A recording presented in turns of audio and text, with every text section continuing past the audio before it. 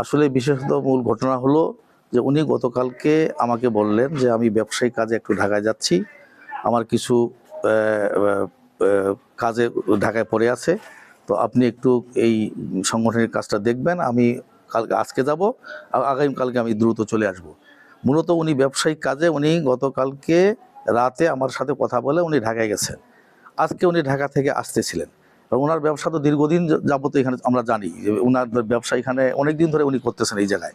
ওনার বাড়িতে কাপড়ের ফ্যাক্টরি আছে, বিভিন্ন প্রতিষ্ঠানে উনি স্কুল ড্রেস সাপ্লাই দেন, এরপরে ওনার বুটিক্সের কাজ আছে। তো এইভাবে উনি দীর্ঘদিন যাবত এই ব্যবসাটা প্রতিষ্ঠানে চালাইতেছেন। তো উনি আমাকে বলে কালকে ঢাকায় চলে গেলেন, আজকে উনি আসতেছিলেন। কারণ ব্যবসায়ী কাজে ঢাকা যাওয়া আসা এবং ওনার সাথে টাকা লেনদেন তো থাকতেই পারে একটা মানুষের। হঠাৎ করে ওনাকে বিমানবন্দরে আটক করে এখন জামাতের কালার দিয়ে একটা সংগঠনকে ভাবমূর্তি নষ্ট করার জন্য একটি মহল, কুচক্রী মহল, এটা উঠে পড়ে লেগেছে।